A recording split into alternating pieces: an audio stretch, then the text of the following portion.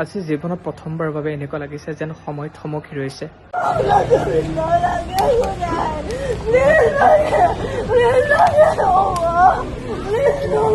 আজি জীৱনত প্ৰথমবাৰৰ বাবে এনেকুৱা লাগিছে যে হয়, জুবিন গাৰ্গ অবিহনে অসম অসম্পূৰ্ণ।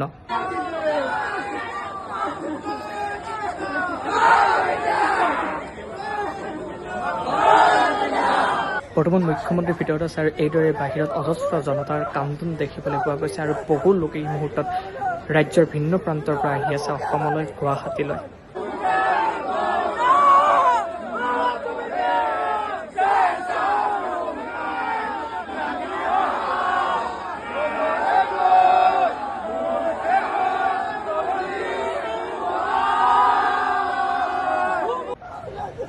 ইতিমধ্যে মুখ্যমন্ত্ৰীয়ে ঘোষণা কৰিছে যে সৰু সজাইত শ্ৰদ্ধাঞ্জলি অনুষ্ঠান কৰা হ'ব জুবিন গাৰ্গৰ, আৰু যি 6মহীয়া পৰীক্ষা আছিল সেই পৰীক্ষাসমূহ পিছুৱাই দিয়া হৈছে অন্ত্যেষ্টিক্ৰিয়া সম্পূৰ্ণ নোহোৱালৈকে।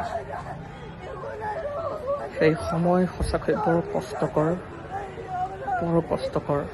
বহু সময়ত এইদৰে কথা পতা হয় যে জুবিন গাৰ্গ যিদিনাখন জুবিন গাৰ্গৰ মৃত্যু হ'ব সেইদিনাখন কি অৱস্থা হ'ব, অসম বন্ধ হৈ যাব। আৰু আজি সঁচা অৰ্থত যেতিয়া সেই দিনটো আহিছে এনেকুৱা লাগিছে যেন এয়া সপোন, আৰু সপোনতেই আমিও মৰিয়ে থাকোঁ।